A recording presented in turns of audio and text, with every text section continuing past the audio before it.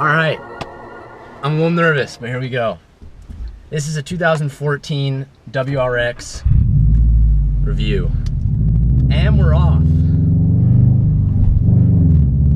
Okay, so this car has boost, as many of us know. My BRZ does not. So this is gonna be my first car I've ever driven that's boosted. Let's give it a go. Holy shit! Oh my god! Okay. Oh my god. Alright, so now is a good time to mention this car is not stock. What it has done to it, it has your exhaust. So it has a full catback NVIDIA N1 exhaust with a NVIDIA downless cat pipe with intake in it, and it also has a tune by Bill from Delicious Tuning. Stock WRX in this era is pushing around 210 to the wheels. This is pushing about 290. So yeah, it's fast. Wow. Boost kicks in around 4,000, which is very evident on that last little pull I just did.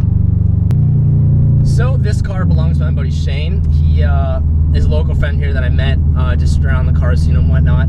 He belongs to the group called Outside Subies, so everybody here that is local in SoCal, you should definitely check out Outside Subies on Facebook and check them out. Now, for those of you who do know, I wanted this car for myself for a very long time. I love the way it looked, and I love that it was an all-wheel drive system, so I was always really eager to take one out. Wait, this is almost out of gas. Am I gonna run out of gas? I'm gonna run out of gas. This is not good. It's on empty. You know that, right? Okay, so you're telling me it's gonna be good. Back to what I was saying. So I wanted this car for a pretty long time, but when it came down to checking out and looking at it, looking at the interior, I couldn't justify myself. Not that it's a bad interior by any means, but it's I don't want to say it's plasticky and cheap, but it's plasticky and cheap. I mean, and of course that whole like, oh my god, I don't like the interior, definitely goes away when you drive the car and you're not focused on it, and especially the performance. But that's where the drawback of this car comes in, is that the performance definitely overrides the rest of the car, and that shows in the price. So let's do a second gear pull here at 40 miles per hour.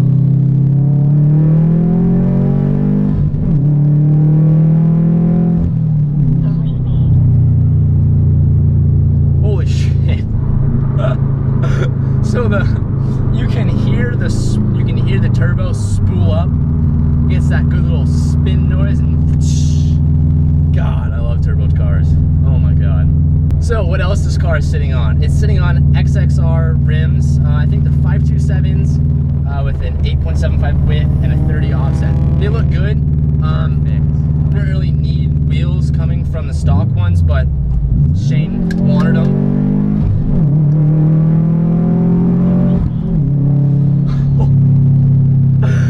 So much faster than I would have expected this car to be. Again, this is my first supercar, so that's where that comes from. But back to what I was saying, you don't need aftermarket rims on this car, but like with the BRZ, you definitely need some thicker or some wider tires to get some more traction. But this being an all-wheel drive system, I guess it doesn't help to have a little more width on it.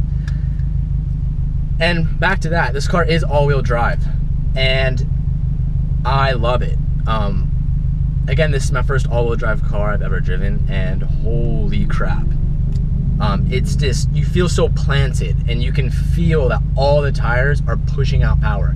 And again, that's just immediate power. That's what I think of when I think of this car. I think of just straight power. It's, I mean, first gear, when you hit 4,000, God, and then the little blow off. Damn.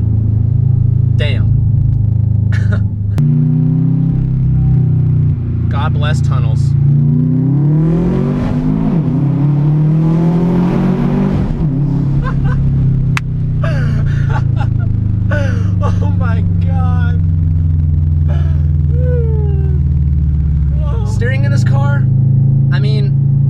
I don't want to say it feels like a boat, but coming from a BRZ, that's kind of the initial impression I get from it.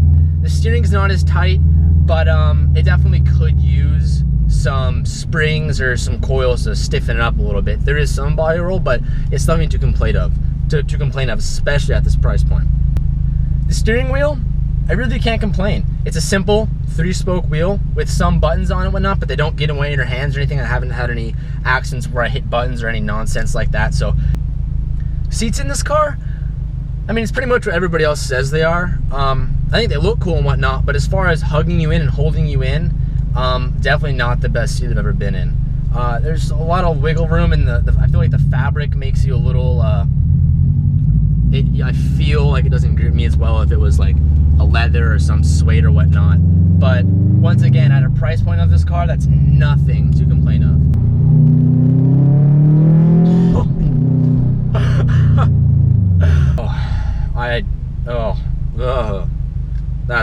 That's my reaction to this car so far.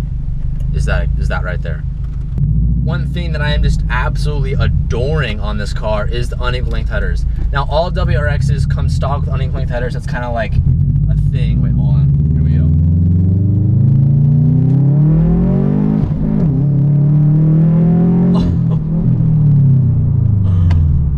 go. Okay. Back to what I was saying. Unequal length headers. That's stock on all WRXs, which I'm so happy it is, because there's nothing like that rumble. You can hear WRXs from a mile away, especially with an aftermarket exhaust like there is on this one. It just sounds so good. It just... Ready for it? Boost kicks in. Oh man. I want one. That's a bad sign. I want one. That's when you know. Alright, we'll do it again here off the line. God, this car's too much fun. Ready?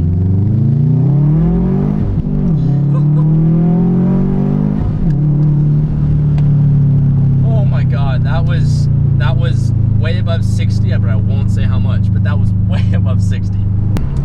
The one flaw that I do have about this car is the shifter.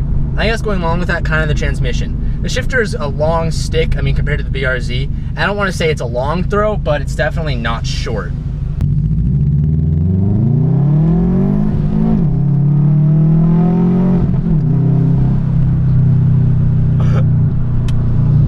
The transmission on this car is a 5-speed. Some people hate it, some people like it. It's good. There's no like weird droning in 5th gear on the freeway or anything like that, but the STI version of this does have a 6-speed. But I've debatably heard that the 5-speed makes the WRXs in general feel faster. Although the STI does have more horsepower, the gearing ratio, since it's a 5-speed, obviously is more power within each gear. But I mean, that's something I guess you get used to on the car, but as of right now, that's something I would view personally as a negative standpoint. I mean, just your cruising in the car, it's comfortable, it's quiet, there's no drone, especially with one of the loudest exhaust setups I've ever heard on this car. And there's plenty of seating in the back, and the seat here feels great. Like I said, I really can't find too many complaints with this car other than the shifter. It's long, and you could easily get that fixed with a short shifter. Gas mileage on this car, I mean, isn't bad for a 4-cylinder, but the way you're going to be driving it, it's going to be pretty bad. I mean, especially with this turbo and how easy it is to make it go fast.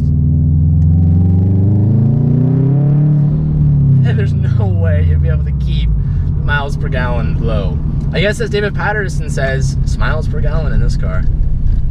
So I don't know if I mentioned before, but this car is running about 19 pounds, This car is running 19 pounds of boost, which is kind of high, but nothing in the danger zone of blowing anything up.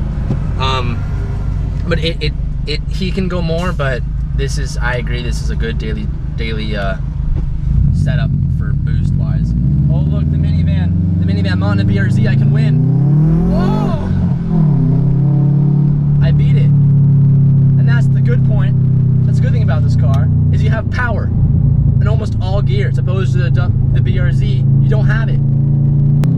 So you have 4,000, that's when turbo kicks in. So I'm there right now, 2nd gear, going about 40 miles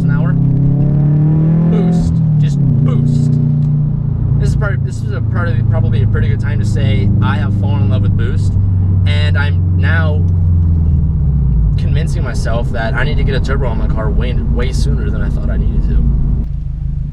The clutch in this car is pretty easy, to be honest. Coming from a BRZ where it's a really finicky, light clutch and the engagement point is really small, this car is has a pretty wide window to hit from first gear. So it's a relatively easy car to get going, especially obviously when you get a car going, it's easy to keep it in gear and whatnot. But from first, there's no complaints. I mean, it's an easy clutch to get used to.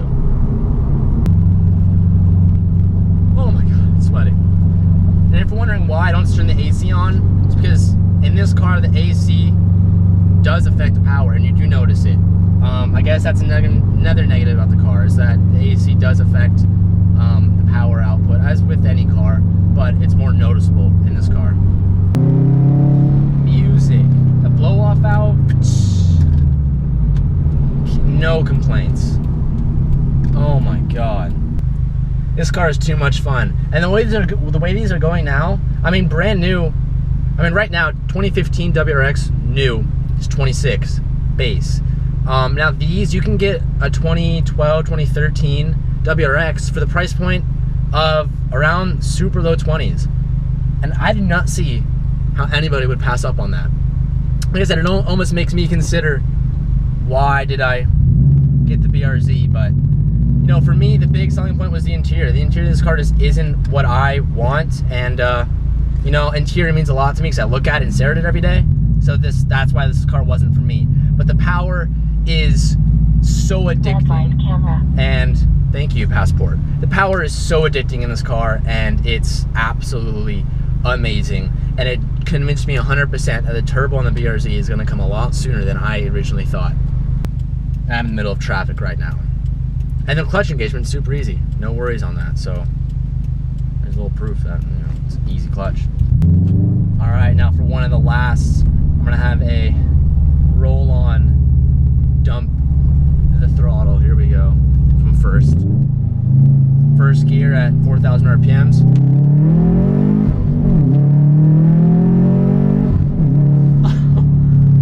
And that was 60 a long time ago. This immediate on the freeway, it is, you know, it just, from the BRZ, it's just crazy how much power you have in all gears, especially when boost kicks in. It's absolutely amazing, guys. Anyways, thanks for watching, everybody. I want to thank my buddy Shane for again letting me take his baby out the day before Subi Fest, right when he cleaned it. So big thanks to Shane, and thank you for watching, everybody, and I'll see you next time.